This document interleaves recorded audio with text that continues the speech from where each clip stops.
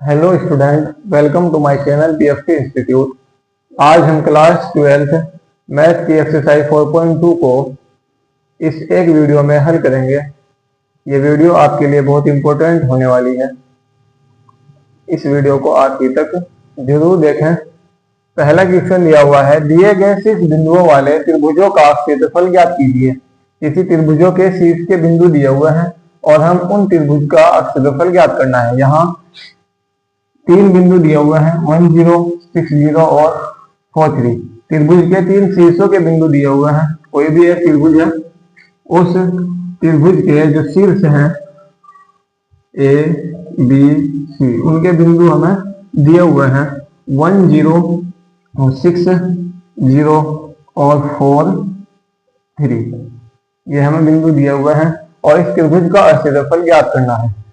जब किसी त्रिभुज के बिंदु दिए हुए हों और उसका हमें क्षेत्रफल ज्ञात करना है, तो उसके लिए जो सूत्र है वो ये होगा, त्रिभुज का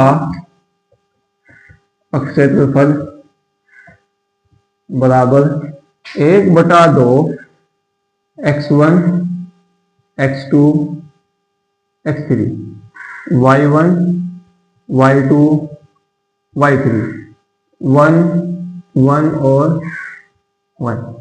ये इसका फॉर्मूला है। और यहां हमें बिंदु दिए हुए हैं, ये होगा x1 y1 x2 y2 x3 y3।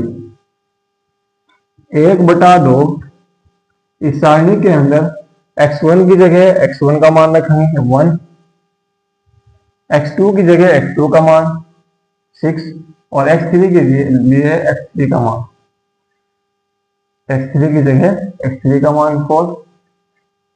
फिर y1 की जगह y1 का मान 0, फिर y2 का मान वो भी 0 है, y3 का मान 3 है और फिर 1 1 और 1/2। अब इस सारणी का मान ज्ञात करेंगे और सारणी का मान ज्ञात करने के लिए ये 3 गुणा 3 का सारणी है, यानी 3 पंक्ति है इसके अंदर और 3 ही स्तंभ है। इसमें ये प्लस, ये माइनस और ये प्लस, यानी ये प्लस का लिया जाएगा, ये माइनस का, ये प्लस का। और इसका सारणी इस सारणी का मान निकालने के लिए हम पहले यहां से मान लेंगे इनटू, ये पहली पंक्ति और पहले स्तंभ में है तो पहली पंक्ति और पहला स्तंभ छोड़ दिया जाएगा। ये पहली पंक्ति भी छूट जाएगी, पहला स्तंभ भी छूट जाएगा और जो ये बचेंगे 0 1 की मल्टीप्लाई 0 माइनस 3 की 1 की मल्टीप्लाई 3 एकम 3। उसके बाद बीच में माइनस होगा 0। अब ये 0 पहली पंक्ति और दूसरे स्तंभ में है तो पहली पंक्ति और दूसरा स्तंभ छोड़ दिया जाएगा और जो बाकी बचेंगे 6 1 4 1, या आपस में मल्टीप्लाई करेंगे 6 की 1 के साथ में 6 हो जाएगा, माइनस 4 की 1 के साथ में 4। उसके बाद प्लस, अब यहां से 1 और ये 1 पहली पंक्ति और तीसरे स्तंभ में है तो पहली पंक्ति और तीसरा स्तंभ छूट जाएगा और इनकी मल्टीप्लाई 6 की 3 के साथ 6 की 18 माइनस 4 की 0 के साथ में 0 1/2 और यहाँ अंदर 0 में से -3 जाएंगे, माइनस के 3 बचेंगे, -3 की मल्टीप्लाई 1 के साथ माइनस के 3, 0 की मल्टीप्लाई इसके साथ होगी 0 हो जाएगा, 18 में से 0 जाएगा 18 बचेंगे, 18 एकम 18, ये प्लस के 18 हो जाएंगे। 1/2 -3 प्लस के 18 घट के 15 बचेंगे, प्लस के मल्टीप्लाई 15 और ये हो जाएगा 15 एकम 15/2 वर्ग इकाई। यही इस त्रिभुज का क्षेत्रफल है।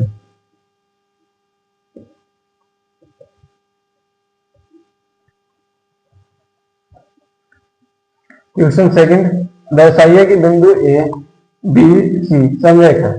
अगर ये समरेख है, जब हम क्षेत्रफल ज्ञात करेंगे तो आंसर 0 आना चाहिए। अगर कोई भी बिंदु समरेख हो, 3 बिंदु समरेख है और ये बिंदु किसी त्रिभुज के हैं, तो त्रिभुज का क्षेत्रफल अगर 0 हुआ तो ये बिंदु समरेख है। इसके लिए यहाँ ये x1 है, ये y1, ये x2 y2 x3 y3। त्रिभुज का क्षेत्रफल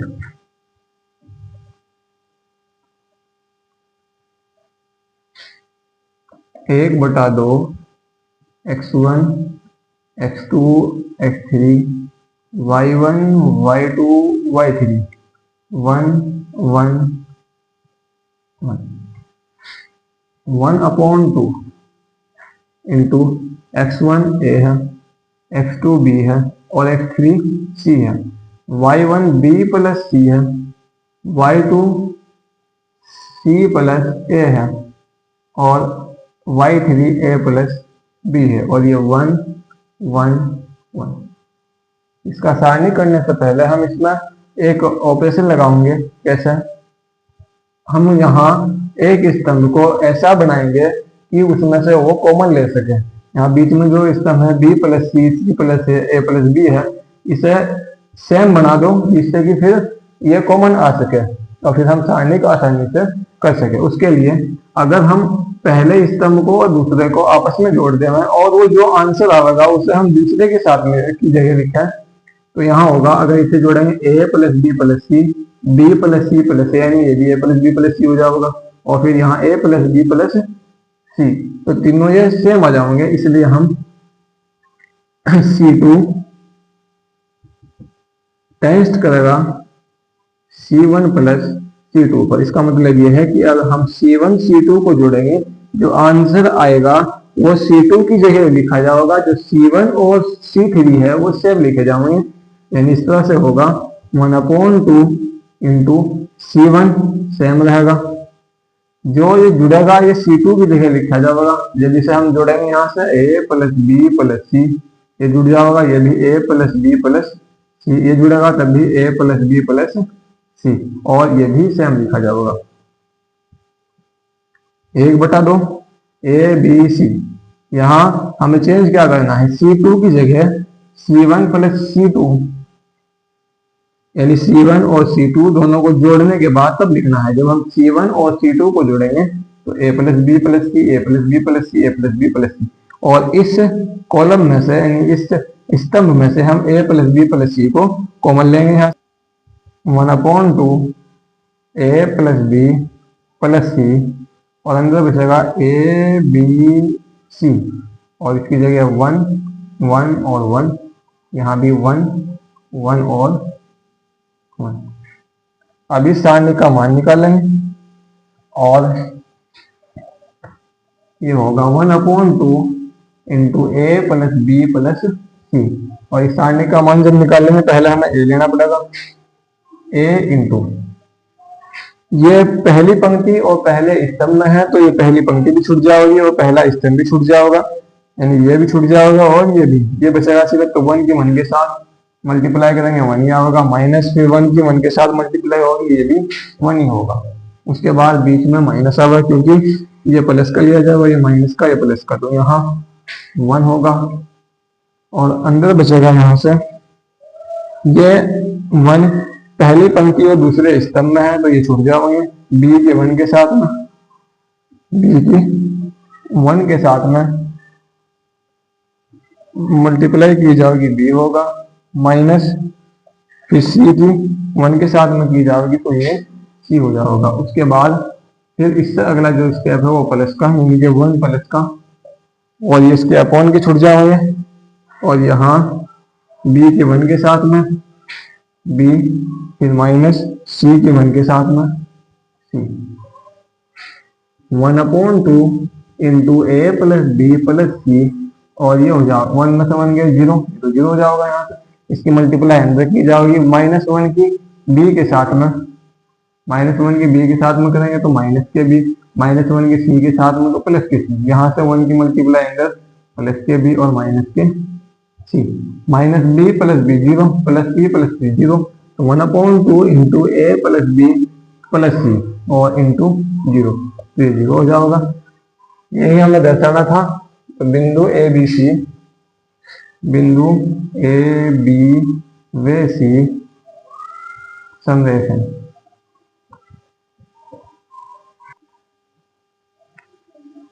क्वेश्चन 3, प्रत्येक में k का मान ज्ञात कीजिए यदि त्रिभुजों का क्षेत्रफल 4 वर्ग इकाई है जहां 6 बिंदु निम्नलिखित है। यहाँ बिंदु दिए हुए हैं K0, 40 और 02 और हमें K का मान ज्ञात करना है और त्रिभुज का क्षेत्रफल हमें गिवन है यानी दिया हुआ है 4 वर्ग इकाई। त्रिभुज के क्षेत्रफल का हम फॉर्मूला लगाएंगे और उसकी जगह हम 4 रखेंगे और फिर K का मान इसमें से निकल जाएगा। तो यहाँ क्वेश्चन की जो शुरुआत है वो त्रिभुज के क्षेत्रफल से ही। त्रिभुज का क्षेत्रफल, त्रिभुज का क्षेत्रफल ज्ञात करने के लिए 1/2 और फिर सारणिक x1, x2, x3, y1, y2, y3, 1, 1 और 1। त्रिभुज का क्षेत्रफल हमें 4 दिया हुआ है equals to 1/2 x1, x2, x3, y1, y2, y3 उन सभी के वैल्यू यह है यहाँ पर x1, y1, x2, y2, x3, y3। x1 की वैल्यू क्या है, x2 की वैल्यू 4 है, x3 की वैल्यू 0 है, फिर यहाँ y1 की वैल्यू 0 है, y2 की भी 0 है और y3 की वैल्यू 2 है और फिर 1, 1 और 1। यहाँ से 4 इक्वल्स टू 1/2 मान ज्ञात करना है। सारणिक का मान ज्ञात करने के लिए ये प्लस का लिया जाएगा या माइनस का, ये प्लस का। तो यहाँ से हम क्या लेंगे और अंदर ये पहली पंक्ति और पहले स्तंभ में है तो पहली पंक्ति और पहला स्तंभ छोड़ दिया जाएगा। जो ये जो बचे हुए हैं इनसे ही हम मान ज्ञात करेंगे। 0 की 1 के साथ में मल्टीप्लाई 0, -2 की 1 के साथ में 2 और -0 इंटू -0, 0 पहली पंक्ति और दूसरे स्तंभ में छूट जाएगा। 4 की 1 के साथ 4 कम 4, -1 की 0 की 1 के साथ में 0 हो जाएगा। इसके बाद प्लस के 1 और यहाँ ये स्तंभ तीसरा छूट जाएगा और 4 की 2 के साथ 4 दूनी 8 -0, 1/2 इंटू यहाँ से बचेंगे -2 तो -2 के हो जाएगा, ये 0 हो जाएगा। 8 की 1 के साथ में ये हो जाएगा 8, ये 2 यहाँ डिवाइड में है, इस साइड आकर मल्टीप्लाई करेगा, 2 चौक 8 हो जाएगा और इधर बचेगा -2 के प्लस के 8, प्लस का 8 इधर जाएगा -8 हो जाएंगे तो 8 के 8 बराबर -2 के 0 बचेंगे बराबर -2 के दो डिवाइड यहाँ मल्टीप्लाई में इस साइड आगे डिवाइड करेगा, 0 को डिवाइड करेगा तो 0 हो जाएगा। यही K का मान है। क्वेश्चन नंबर 3 में इसके एक क्वेश्चन हो दिया हुआ है, 3 बिंदु हो दिया हुआ है, उससे खुद ही सोल्व करना है। क्वेश्चन 4, सारणिकों का प्रयोग करके 1, 2 और 3, 6 को मिलाने वाली रेखा का समीकरण ज्ञात कीजिए। मान लो कोई एक रेखा है, इसको बिंदु ए बी है और ए इसमें 1, 2 दिया हुआ है और बी 3, 6 है। हम ये मान लेंगे कि इसी रेखा पर कोई बिंदु है जिस बिंदु को हम P कहेंगे और वो XY है,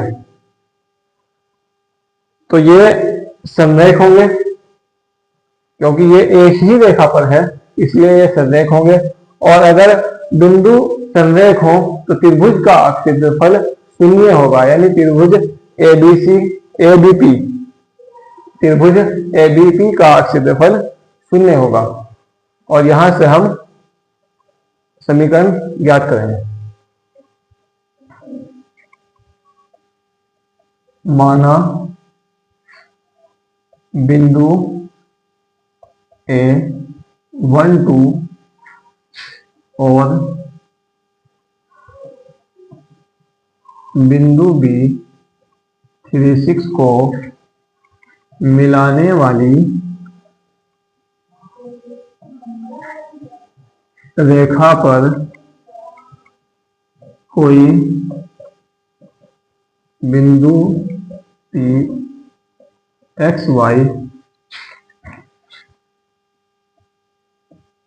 स्थित है, अतः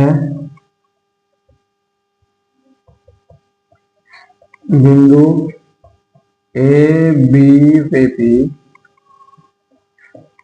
संरेख होंगे तथा त्रिभुज ABP का क्षेत्रफल 0 होगा। अब त्रिभुज का क्षेत्रफल, त्रिभुज का क्षेत्रफल होगा 1/2 x1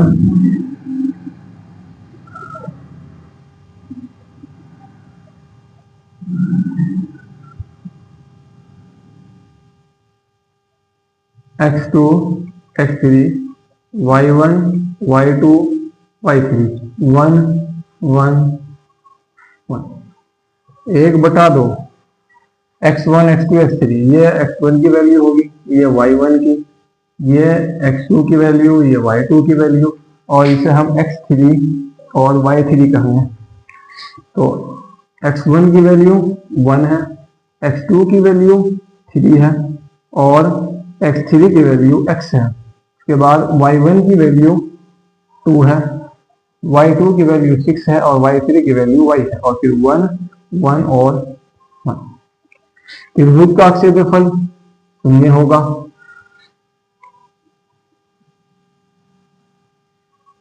जीरो 1/2, इस सारणी का मान निकालने के लिए 1 इंटू ये प्लस का लिया जाएगा, ये माइनस का और ये प्लस का, यहाँ से 1 लेंगे। 1 पहली पंक्ति और पहले स्तंभ में है तो पहली पंक्ति भी छोड़ दी जाएगी, पहला स्तंभ भी। 6 की मल्टीप्लाई 1 के साथ में 6 होगा, माइनस y की 1 के साथ में y हो जाएगा। उसके बाद माइनस के 2 और ब्रैकेट में, क्योंकि ये दूसरी स्तंभ में है और पहली पंक्ति में है तो पहली पंक्ति और दूसरा स्तंभ छूट जाएगा। मल्टीप्लाई 3 के 1 के साथ में 3 एकम 3 माइनस x की 1 के साथ में x हो जाएगा। उसके बाद प्लस 1, अब ये 1 तीसरे स्तंभ में है तो तीसरा स्तंभ छूट जाएगा, पहली पंक्ति छूट जाएगी। 3 के y के साथ में 3y माइनस x की 6 के साथ में 6x हो जाएगा। ये मल्टीप्लाई में इस साइड आके 0 हो जाएगा, तो 0 बराबर यहाँ से 1 की मल्टीप्लाई अंदर करेंगे तो 6 माइनस के y बचेगा। फिर -2 के अंदर करेंगे माइनस के 6 और माइनस माइनस प्लस के 2x हो जाएगा। उसके बाद 1 की मल्टीप्लाई अंदर 3y और माइनस के 6x, यहाँ से माइनस के y प्लस के 3y प्लस के 2x है और फिर 6x है, तो ये 0 इक्वल्स टू 6 प्लस का 6 माइनस का ये 0 हो जाएगा, माइनस के y और प्लस के 3y तो प्लस के 2y बचेंगे, प्लस के 2y प्लस के 2x माइनस के 6x, तो यहाँ से माइनस के 4x बचेगा। माइनस के 4x उठा के साइड में लाओगे प्लस के 4x हो जाएगा इक्वल्स टू 2y, और 2 से 1 कैंसिल हो जाएगा, 2 2 4, तो ये बचेगा यहाँ से y इक्वल्स टू 2